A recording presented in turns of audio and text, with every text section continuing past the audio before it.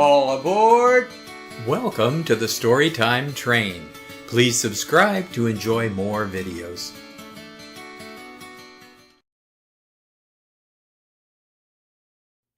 A Merry Bunny Christmas! A Max and Ruby book by Rosemary Wells, licensed by Nelvana Limited.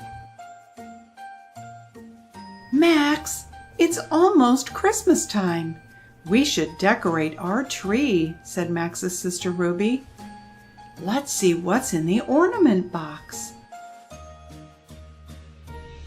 Max wheeled over his wagon. It was filled with toys.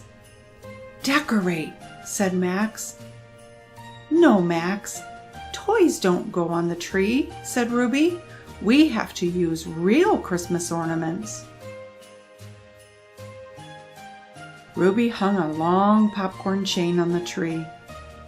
Max hung a long boa constrictor snake. No toys on the tree, Max, said Ruby. Look, my favorite golden horn, shouted Ruby, and my favorite gingerbread man, too. Max thought the gingerbread man looked yummy. He hung a pair of vampire fangs on the tree. Gross, said Ruby. My ornaments are so pretty, said Ruby. Look at this sweet reindeer and these shiny icicles. Max thought his red-spotted bug and outer space robot were just as nice. Oh, Max, said Ruby. Look at this wonderful snowflake, Max, said Ruby. Max hung up a tarantula and a spider web. All done, said Ruby, gazing proudly at the tree. Oh no, Max, I forgot the star. Ruby tried to put the star on the tree, but she could not reach. We should have hung the star first. If we try to hang it now, the other ornaments might break, said Ruby. Max had an idea. He flew his disaster rescue helicopter right out of his wagon. He hooked a sparkling pinwheel to the helicopter, and then he flew the helicopter up, up, up. Max's pinwheel landed right on the tippy top of the Christmas tree. Decorate, said Max. Wow, Max, it looks just like a real star, said Ruby. I guess toys can go on the tree after all. Merry Christmas from Max and Ruby. The end.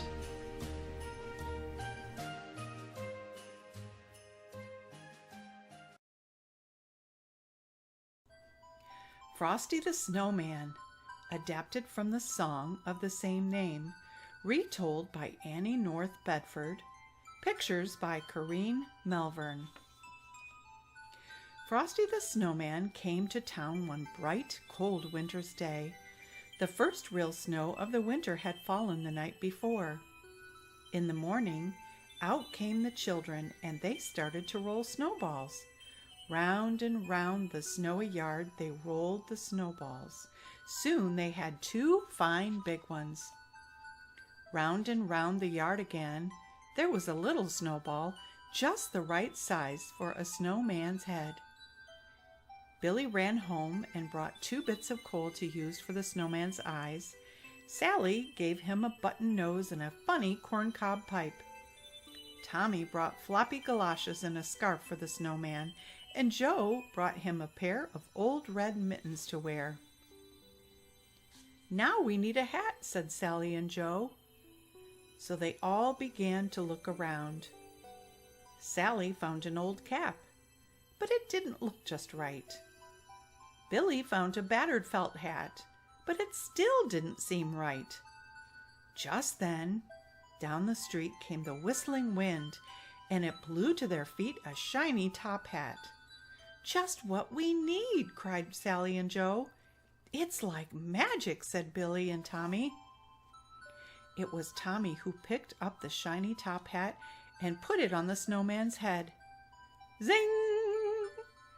Tommy's hand sprang back with a shock. "It is magic," gasped Tommy. "So it is," said a voice, a deep, chuckly voice they had never heard before. "and a pleasant sort of magic, if I do say so myself." "It's the snowman," whispered Sally. And so it was. "Frosty the Snowman at your service," said he. That's how Frosty the Snowman came alive. If you have never had a snowman for a friend, you can scarcely imagine all the fun those children had. For Frosty took them coasting, and never had their sled slid so swiftly and so far. Frosty helped them build a snow house, and never had blocks packed so firmly and well. They all went ice skating, and the magical part was that while they were with Frosty, the children could stay out and play in the snow and never get shivery cold. Was it Frosty's warm heart or his magical smile? Whatever it was, they thought it was fine. Each morning, when the children came out to play, Frosty had a wonderful plan all set. One morning he said, "Let's go shopping today. I've never seen a store, you know." So they all joined hands and away they skipped, off towards town, where the shop stood in rows. It was fun showing Frosty around, for he thought every window was wonderful. All around town, they led Frosty that day while the warm wintry sun shone down. Soon they came to a corner, and around the corner came a warm, gusty wind. Off went Frosty's hat, and away went Frosty after it. Then, "Tweet!" sang the traffic cop's loud whistle, and the children could not follow Frosty because the traffic streamed by, buses and trucks and cars. "Tweet!" went the traffic cop's whistle again. The crossing stood empty before them now, but there was not a sign of Frosty to be seen.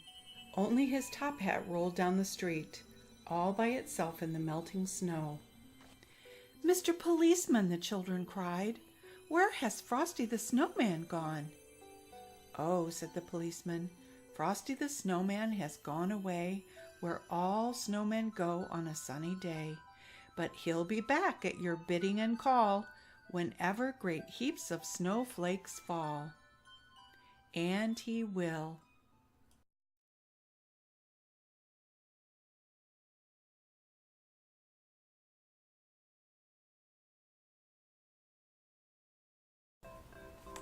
Jingle Bells by Rosie Greening and Stuart Lynch. Young Jingle was a little horse who pulled a wooden sleigh. When winter came, he'd take his friends for snowy rides each day. At Christmas time, the horses rushed to be the first in line, then made their way to choose a sleigh that looked simply divine. But Jingle was the youngest horse. He had to wait till last, so he would get a plain old sleigh that wasn't very fast. "This isn't fair," young Jingle cried. "I want to look the best. I need a glitzy golden sleigh that's brighter than the rest." So Jingle galloped to a shop called Glitter Gold and More. He bought so many sparkly things he emptied out the store. When Jingle went to join his friends, they gasped and gave a yell. For Jingle's sleigh was piled sky high with giant golden bells. The problem was the heavy bells all weighed poor Jingle down. "I can't quite seem to move my hooves," he pondered with a frown. So Jingle's friends all helped to pull the sleigh along the track, but Jingle didn't help his friends. He just sat in the back. "This can't go on," cried Jingle's friends. "These bells have got to go." So while he slept, they hid his bells beneath the winter snow. When little Jingle woke, he found his precious sleigh was bare. The golden glitz had disappeared and not one bell was there. So Jingle set off through the snow in search of something bright to decorate the empty sleigh and make it look just right. The first things little Jingle tried were apples from a tree. They hung like bells but soon turned brown, attracting swarms of bees.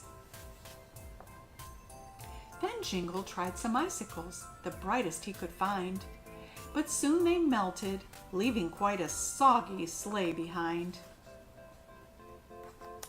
With no more sparkly things to try, he went home in distress. Poor Jingle looked so miserable, his friends had to confess. "We're sorry we took your bells. We just want you to know that it doesn't really matter if your sleigh has got no glow." They led their friend back through the trees, and what a sight was there! They'd stripped their sleighs of all the glitz, so every one was bare. And then, with plain but matching sleighs, they set off through the snow. Young Jingle went with head held high, his happy face aglow. Although poor Jingle's empty sleigh now looked just like the rest, he liked to have fun with his friends, much more than looking best. As Christmas dawned, he saw a glint of gold under the snow, and in a flash young Jingle knew right where his glitch should go. He shared the bells with all his friends, so every horse's sleigh would have some jingle of its own each year on Christmas Day. The end. Thanks for riding the Storytime Train. Please subscribe to enjoy more adventures.